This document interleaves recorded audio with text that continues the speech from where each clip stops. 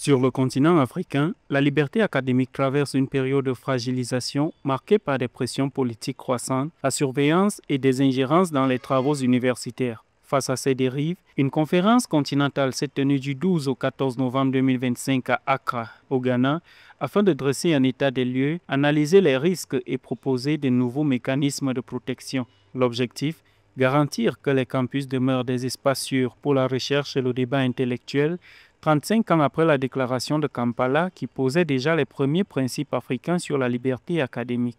Je souhaite vous encourager à consacrer une partie de vos délibérations à veiller à ce que le développement du leadership dans les universités publiques africaines favorise la liberté académique et la démocratisation de notre système universitaire. Les chiffres présentés lors des travaux sont préoccupants. Près de 400 attaques contre des universités ont été recensées en un an sur le continent. Enseignants suspendus pour des recherches sensibles, étudiants interpellés après des manifestations sur les campus, censure et intimidation touchent de plus en plus de chercheurs, notamment ceux travaillant sur la gouvernance publique, les conflits locaux ou les droits humains.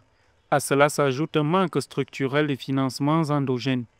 Dans beaucoup de pays, l'investissement national dans la recherche reste inférieur à 1% du produit intérieur brut, rendant les institutions dépendantes de bailleurs extérieurs susceptibles d'influencer les priorités scientifiques.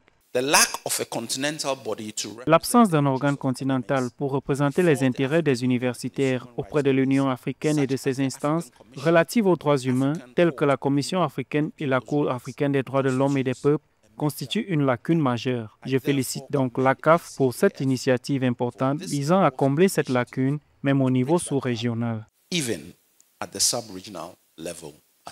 Pour les experts réunis à Accra, protéger la liberté académique est indispensable au développement du continent. Les recommandations appellent les États à renforcer l'autonomie des universités, à créer des cadres juridiques solides et à soutenir les chercheurs exposés à des menaces. Le message est clair. Si l'Afrique veut bâtir un avenir fondé sur la connaissance, l'innovation et la démocratie, elle doit garantir des campus ouverts, indépendants et sécurisés où la pensée peut circuler librement, sans crainte ni censure.